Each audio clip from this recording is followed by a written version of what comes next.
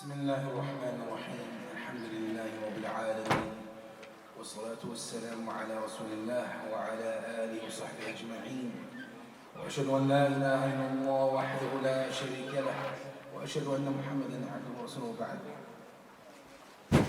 Indeed, all praise for Allah subhanahu wa ta'ala, Lord of the worlds and all that exists. Bless Allah to send His prayers and blessings upon His final Prophet and Messenger Muhammad sallallahu alayhi wa sallam, and upon those who follow him exactly in faith. I bear witness there is no true God worthy of worship except for Allah, for He is alone without partner to be associated with Him, and I bear witness that Muhammad sallallahu alayhi wa sallam is His final Prophet and Messenger. And to proceed. Brothers and sisters, we hear a lot about this word taqwa. Taqwa, which is essentially translated as fearing Allah or God conscious. Yet if we look at the essence of taqwa itself, taqwa was defined by the companion Umar ibn Abdul Aziz, or the tabi'i I should say, who says that taqwa is not just fasting by day and standing for the prayers at night, rather it is to stop yourself doing what Allah has made prohibited, what Allah has made haram, and to act on whatever Allah has ordered us to do. And whoever does anything beyond this, or has been granted this level of obedience, then he's been given goodness upon goodness. And one of the famous tabi'een from the Salaf, Salih, Talq ibn Habib, and he was known for his knowledge, his piety, and how he would recite the Quran. He said taqwa is that we act in obedience to Allah and hope in His mercy upon a light from Him. And taqwa is leaving disobedience to Allah out of fear of Him upon a light from Him. And today, what I'd like to do is very briefly go over the statements attributed to Ali radiallahu anhu, who said, الخوف من الجليل والعمل بالتنزيل والرضا بالقليل والاستعداد ليوم الرحيل. الخوف من الجليل means to fear Allah subhanahu wa ta'ala. Yet al-khawf is more than just fear. Because you can fear an animal, you can fear getting hurt. But when we say fear, it extends to what is called khashya. Khashya. And Allah subhanahu wa ta'ala has made it an order when He said, يا أيها الذين آمنوا اتقوا الله يا أيها الذين آمنوا اتقوا الله حق تقاته ولا تموتن إلا وأنتم مسلمون. O you who believe, O you who have faith, who have iman,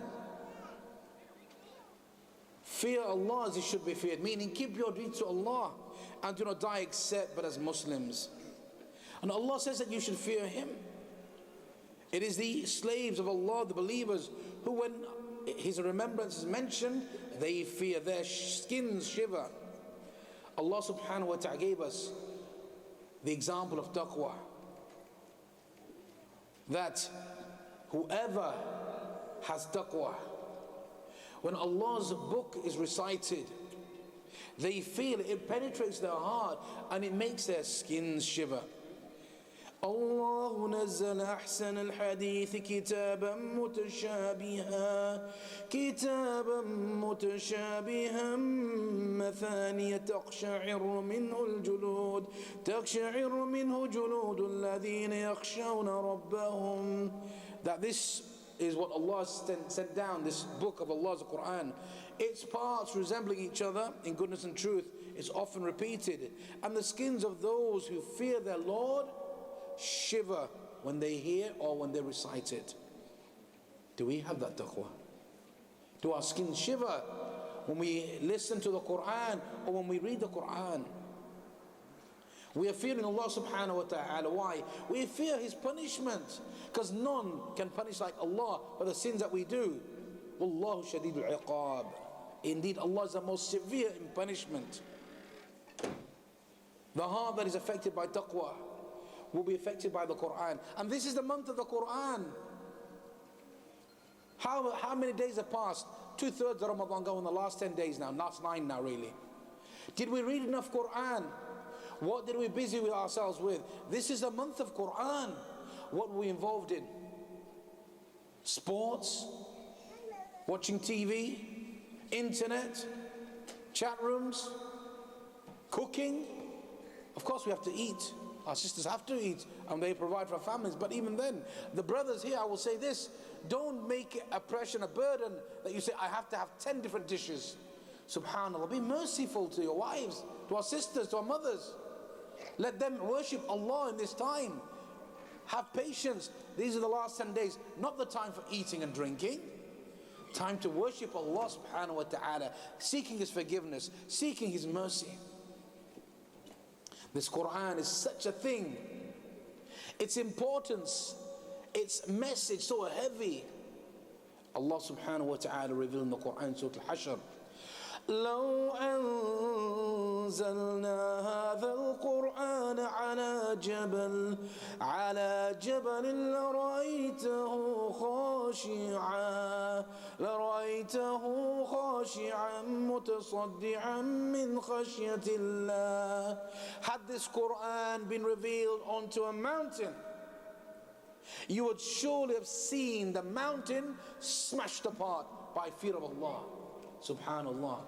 Ibn Kathir mentions in his tafsir, if this is what it will do to a mountain, what about you, O human being? The mountain is more stronger than you. When you listen to this Quran, how is it your hearts are not torn apart with the fear of Allah? Something wrong with us if the Quran is not touching our hearts. وَتِلْكَ الْأَمْثَالُ نَضْرِبُهَا لِلنَّاسِ لَعَلَّهُمْ يَتَفَكَّرُونَ. Such are the parables we put forward to mankind that they may reflect. Think about this. Think about it, brothers and sisters. وَالْعَامِلُ بِالتَّنزِيلِ, the second statement. And to act on what Allah subhanahu wa ta'ala has revealed. Allah subhanahu wa ta'ala tells you, وَأَطِيعُوا اللَّهَ وَأَطِيعُوا الرَّسُولَ, obey Allah and obey His Messenger sallallahu alaihi wasallam. Why? Let me ask this question, brothers. Why do you obey Allah? Why do you obey the Messenger? Anybody? Allah commanded it. Why? What is the purpose of obeying Allah and His Messenger? If you don't obey Him, who are you going to obey? What's the opposite? Disobey. Disobey means obeying who? MashaAllah. Well done. A young brother there. Input from the crowd. If you're not obeying Allah and His Messenger sallallahu alaihi wasallam, then you're obeying the shaitan. A shaitan doesn't want you to obey Allah. A shaitan doesn't want you to follow the sunnah of Muhammad sallallahu alaihi wasallam. He wants you to go far away from that. Go away from Islam. That's what shaitan is saying. That's what he wants. So acting on what has been revealed, وَالْعَمَلُ بِالتَّنزِيلِ, and sticking to the sunnah, not only what's in the Quran, following the sunnah of Muhammad sallallahu alayhi wasallam. And by this we mean holding firmly to it. You love Allah, then love Muhammad sallallahu alayhi wasallam. How do you love Muhammad sallallahu alayhi wasallam? By following his sunnah. When he said, فَعَلَيْكُمْ بِسُنَّتِي وَسُنَّةِ الْخُلَفَاءِ الْمَهْدِيِّينَ الرَّاشِدِينَ تَمَسَّكُوا بِهَا وَعَضُّوا عَلَيْهَا بِالنَّوَاجِذِ. That upon you, that you should hold fast, cling tightly to my sunnah and the sunnah of my rightly guided caliphs. Hold firmly with your molar teeth. Bite hard on it. Don't let go of it. How many of us are doing that? Rather today, oh, it's only sunnah. It's okay if you don't do it. It's only sunnah. Subhanallah. Only sunnah is what gets you to Jannah, oh brothers and sisters. Only sunnah gets Allah's happiness with us. Only sunnah is a key to Jannah. And part of this is how we should act when we fast. Stopping off bad speech, any kind of bad speech. Stopping off bad actions. We fast not only our stomachs and our mouths, we fast the eyes. We should be fasting the ears. We should be fasting the mouth. We should be fasting our arms and legs, our bodies. Meaning, not to see what we're not allowed to see, not to hear what we're not allowed to hear, not to speak what we're not allowed to speak, not to touch or do what we're not allowed to do in that Ramadan time. Allah says, ما يلفظ من قول إلا لديه رقيب عتيد. Not a single thing that you speak except it will be recorded by the angels, one on the right and one on the left. You can't see them, but they write everything. Do you want your speech to be against you on the day of judgment? Do you want your actions to be against you on the day of judgment? Because these angels record all these things down. Whether you do it in front of people or you do it privately, you think nobody can see you, Allah sees, Allah hears. And the angels are with you. You can't brush them off. Mocking people, insulting them, making fun of them, talking about them behind their backs. All these actions, hurting people, stealing, fraud and so forth. Taqwa is a way by which you become a guardian of Allah's deen. Allah puts you in charge of the religion if you have taqwa. Why? People will see you as an example and follow you. وَرِضَى بِالْقَلِيلِ, and to be satisfied, contented with only a little. Today we're in a race. What our neighbor has, we have to have. Our neighbor's got a 90-inch TV, we've got a 106-inch TV. Our neighbor's got sofas from DFS, cost £1,000. Ours only cost £500. We need to up the grade, up the stakes and spend £2,000. Subhanallah. Wallahu la yuhibbul musrifin. Allah does not like those who are wasteful with their money. You, yes, buy nice things for your house, but within means, don't overspend. People going on credit cards. If you got extra money to give, look at your brothers and sisters in Gaza, in Iraq, in Syria, in Kashmir, in Somalia, Afghanistan. They're dying for food. They have no shelter, they have no blankets.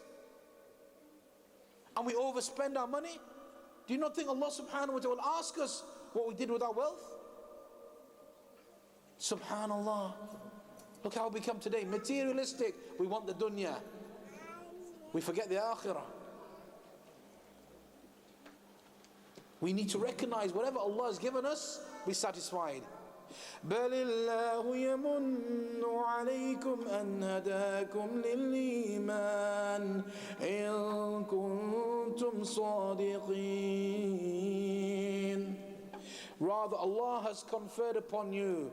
What is it given to you? What is it passed on to you as a blessing? How has He favored you?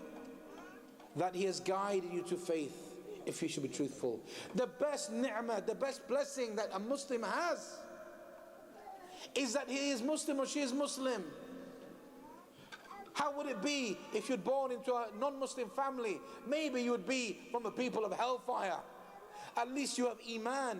And anybody who has Iman, even a speck of Iman, an atom's worth of Iman, inshallah will go to Jannah. Will go to Jannah. Is that not great blessing for us? Did you forget the greatest of blessings? Maybe you don't have millions of pounds. Maybe you don't have a 6-bedroom or 7-bedroom house. Maybe you don't have the latest car. When was the last time you said, Alhamdulillah, Ash-Shukr Lillah? Praise be to Allah. Thanks be to Allah for what He's given us. And be thankful for what we've got. Allah gave you these eyes. Allah gave you these ears to see, to hear. Allah gave you your senses. You imagine if Allah took away one of these things from today. Every single one of you today, please, stop a minute. Think. Now, this minute, Allah forbid, if He take away your sight, you tell me how you'll feel. These two eyes that we take for granted, if it was taken from us today, you tell me how we would be. One person came to a sheikh in South Africa. I heard from the sheikh myself. He said a person came and said, Sheikh, I've got a situation, an illness, a disability. Doctors have tried it. I spent thousands. I've got millions. I don't have problem with money, paying for a treatment. But I've been to every doctor and they can't, no matter what I give. I've got money, but my money can't help me. I cannot taste salt. Today, when our food is not salty enough, we complain. Bring the salt, come on, you didn't put enough. Can you imagine if you are unable to taste salt? This man, he said, Sheikh, it's making my life hell. You don't think much of it. But this ni'mah, when it's taken away from you, your taste, only the one who's had his ni'mah taken away, that blessing taken away from them, only then will they know the true worth of what they don't have anymore. Why? Because we were not thankful to Allah subhanahu wa ta'ala. Allah says, فَاذْكُرُونِ يَذْكُرْكُمْ وَاشْكُرُوا لِي وَلَا تَكْفُرُونَ. Remember me, I'll remember you. And be grateful to me. Give thanks to me. And do not be ungrateful. وَالْإِسْتِعْدَادُ لِيَوْمِ الرَّحِيلِ. And prepare for the day of departure. Departing for where? To go Pakistan, to go India, Bangladesh, to go to Africa? No. This day of departure is when you'll never come back to this world again. It is the day of death, when the ruh will be taken from your soul. When the Malakul Maut will come and take your soul from you.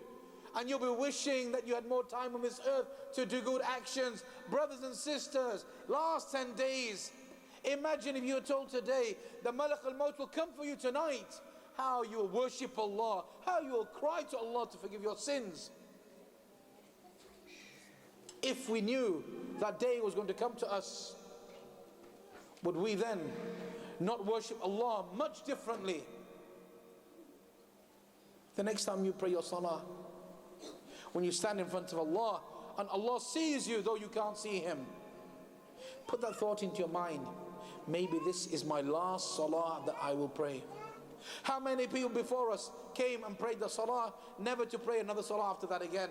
How many people will fast this Ramadan and next year they will not be fasting this Ramadan? Why? كُلُّ نَفْسٍ ذَائِقَةُ الْمَوْتِ. Every soul will taste death. Young or old, male or female, we will all taste death. Have you prepared for that day? Are we preparing for it? Or do we think we're living forever?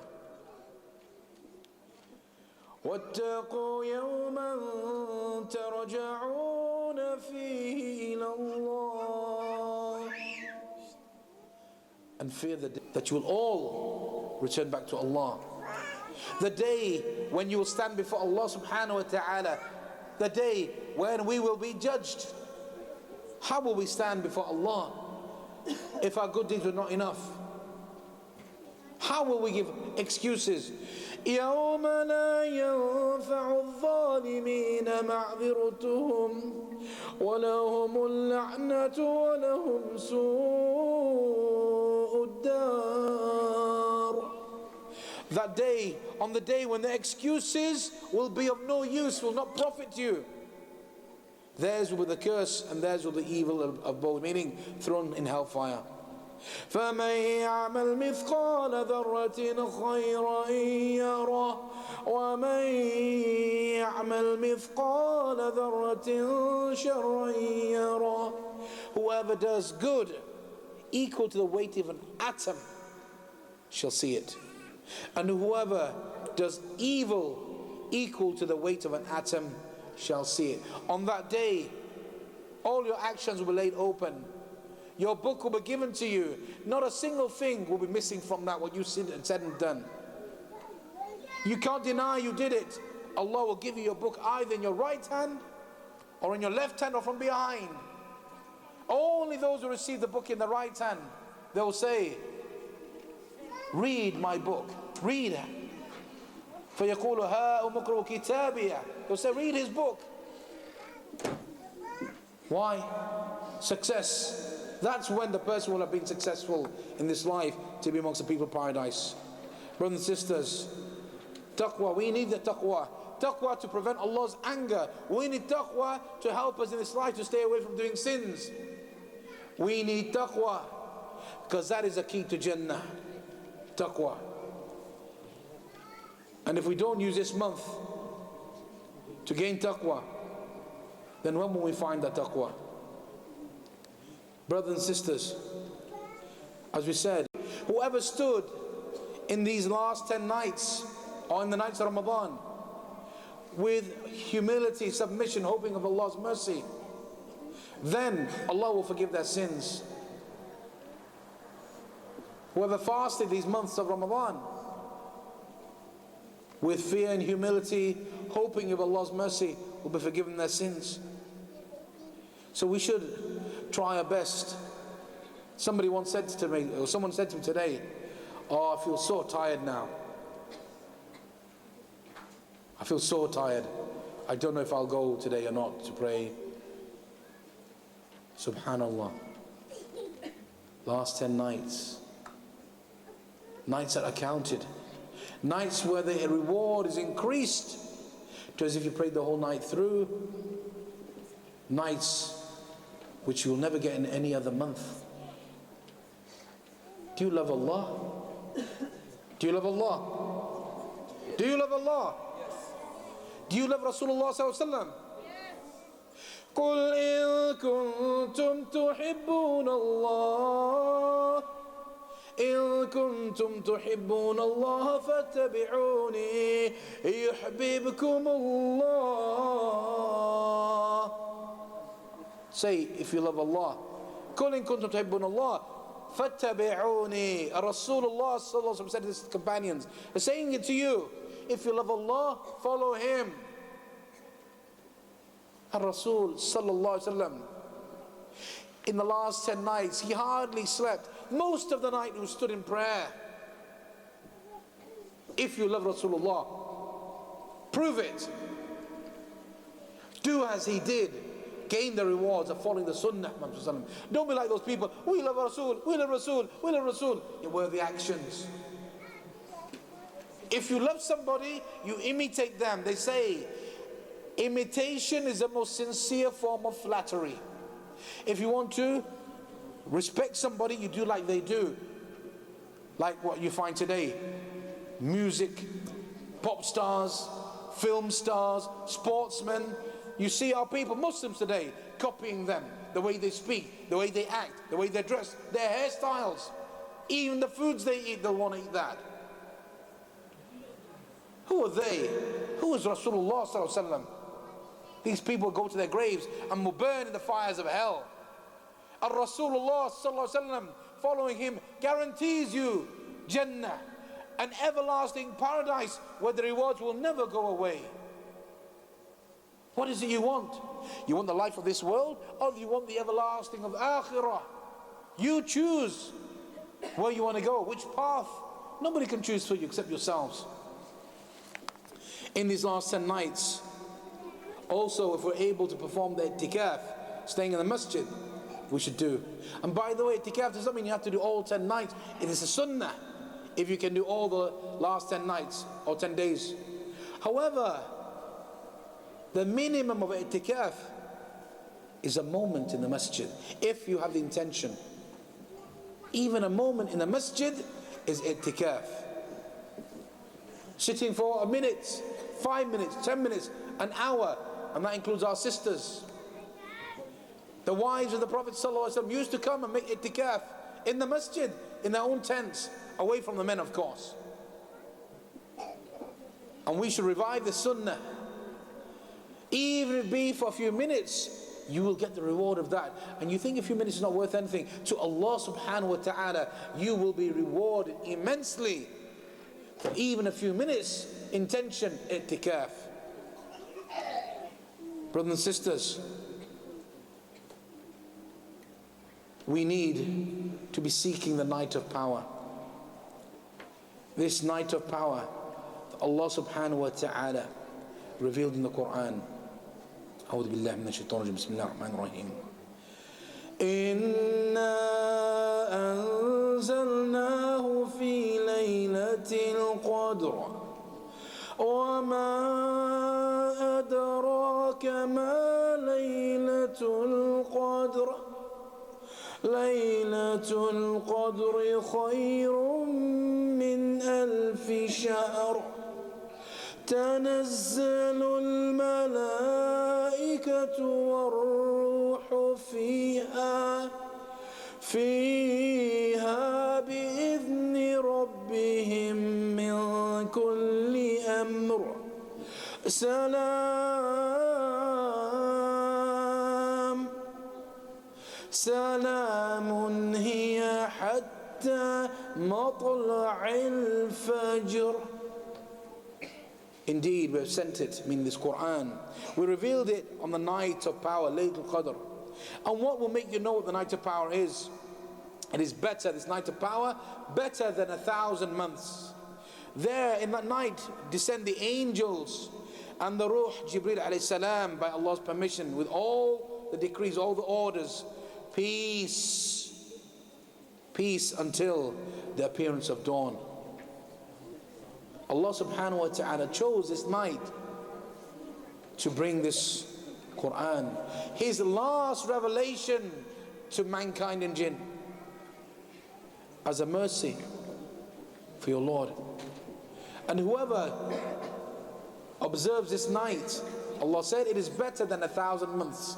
1,000 months is 83 years, 83.4 years. Most people don't live for 83 years. Rasulullah sallallahu alaihi wasallam said in the meaning of the hadith, the average age of his ummah is between 60 and 70. 83 years is a lifetime, brothers and sisters. Imagine, brothers and sisters, standing in the night, standing for 83 years, not eating or drinking or sleeping or resting. 83 years of worship.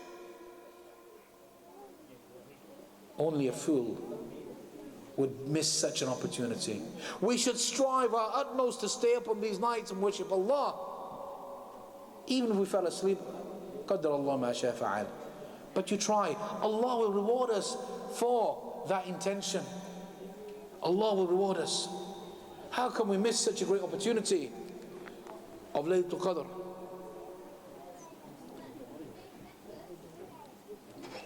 On these last 10 nights, take the time.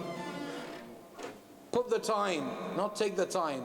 Put the time, make the time for Allah's book, for the Quran. You have work to do, set time. Like a timetable in school. Work 9 till 5. Home chores, cooking, cleaning, 9 till 12.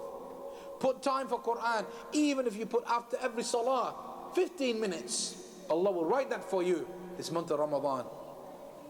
Who cannot spend 15 minutes after each salah? Read 100 ayat. If not 100, 50. If not 50, 25. If not 25, even 10 ayat. The minimum reward you get in this month is 10 by 10, which is 100.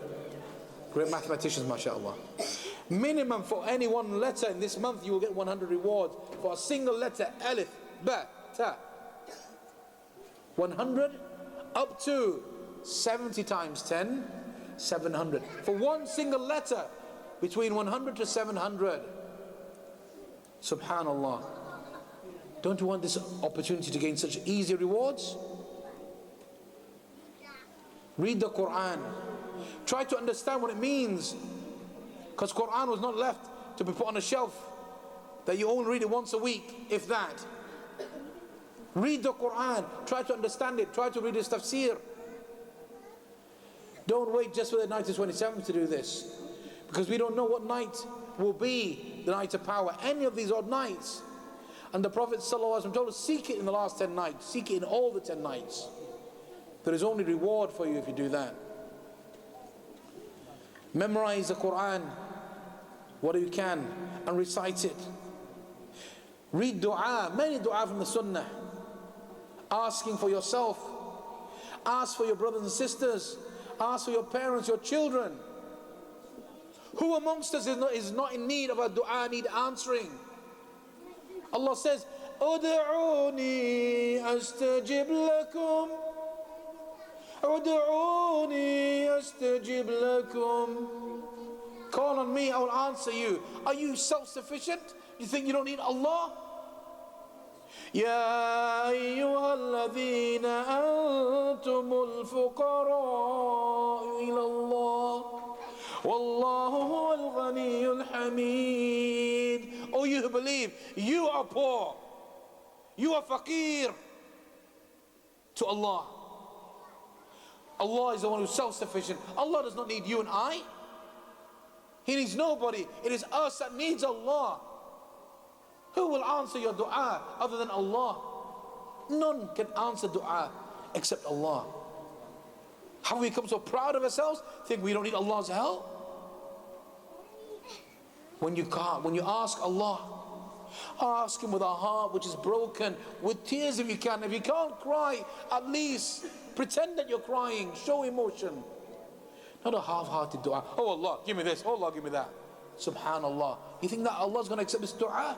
Allah wants the slave of the believer to be sincere in his dua, in her dua. Call upon Him with His names. Start your dua by praising Prophet ﷺ and ending with the Prophet ﷺ. This is the manner of dua. Raise your hands to Allah, hands together, cupped, not wide apart as some people think.